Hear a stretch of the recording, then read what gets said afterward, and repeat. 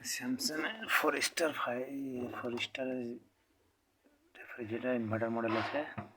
তার টেম্পারেচার সেটিংটা দেখিয়ে দিই।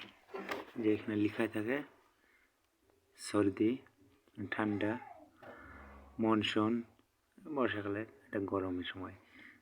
এখন 1K দিলে শীতের সময় 1K যথেষ্ট, 1-2 এতটুকুই যথেষ্ট। তারপরে আপনার যখন মনসুন চলবে, একটু গরম বেশি চলবে, বর্ষার সময়, তখন 3-4-এ রাখতে পারেন, 3-এ রাখলে পরে যথেষ্ট। গরমের সময়তে তখন হাই পাওয়ার দেবেন, সামানপত্র যদি বেশি থাকে, যদি ভাবেন যে ঠান্ডা কম হচ্ছে। আর এই যে নীল যেটা দেখা যাচ্ছে, এটা হচ্ছে ডিফস। এটাকে এরকমভাবে ভিতরে দিকে টিপে ছেড়ে দেবেন।